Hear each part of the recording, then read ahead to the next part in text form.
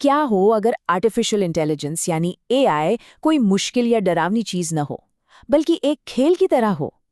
असल में एआई को समझने का शायद सबसे अच्छा तरीका ही यही है, उसके साथ खेलना।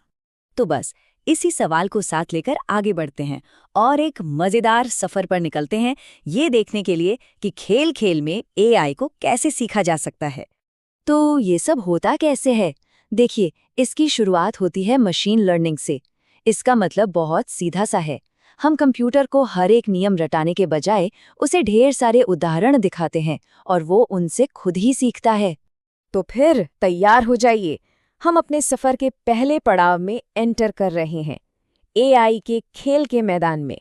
इसे ना एक डिजिटल प्लेग्राउंड की तरह सोचिए, एक ऐसी जगह जहां ये देख सकते हैं कि मशीनें कैसे सीखती हैं, कैसे कुछ नया बनाती हैं और हाँ, कभी-कभी आपके साथ खिलती भी हैं।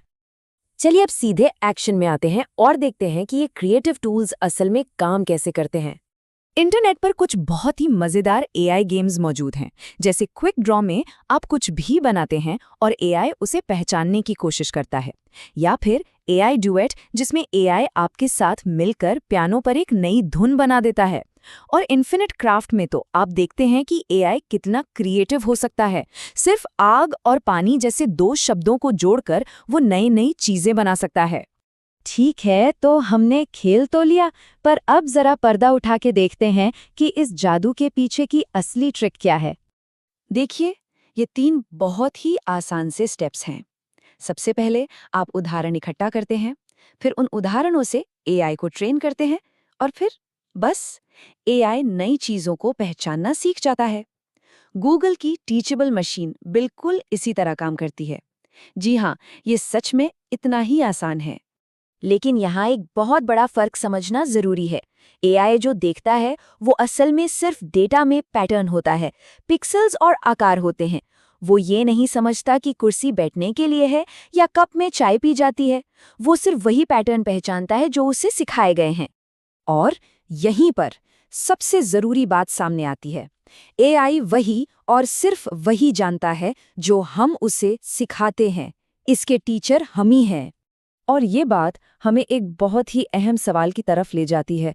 अगर हम टीचर हैं, तो हमारी जिम्मेदारी क्या है? जरा सोचिए, क्या होगा अगर हम एआई को जो सिखा रहे हैं, जो डेटा दे रहे हैं, उसमें हमारी अपनी ही अधूरी समझ या हमारी अपनी गलत धारणाएं शामिल हों? ये सिर्फ थ्योरी नहीं है, इसके असल दुनिया में खतरे भी हैं। कई एआई टूल्स आपकी निजी जानकारी इकट्ठा कर सकते हैं। एआई उन सामाजिक भेदभाव को भी दोहरा सकता है जो उसके ट्रेनिंग डेटा में मौजूद हैं। और कभी-कभी तो ये बताना भी मुश्किल हो जाता है कि जो वो दिखा रहा है वो सच है या सिर्फ एक विज्ञापन। चलिए इसे एक मजेदार उदाहरण से समझते हैं।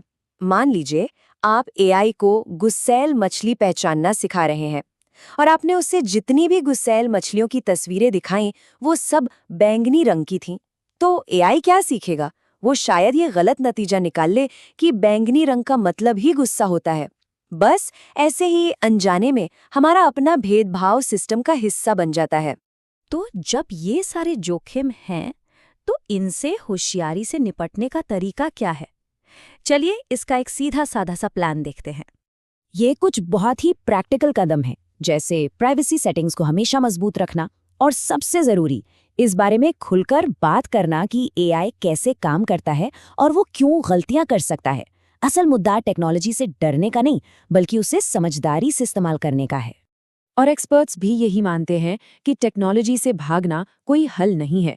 असली रास्ता है उसे समझना, उसके बारे में जागरूक रहना और उसके जिम्मेदार इस्तेमाल के लिए नियम बनाना। तो आखिर में सवाल यही बचता है, ये टूल्स दिन ब दिन और ताकतवर होते जाएंगे और उनकी काबिलियत इस बात पर निर्भर करेगी कि हम उन्हें क्या सिखाते हैं। खेल का मैदान अब खुल चुका है और नियम बनाने की बारी हमारी है।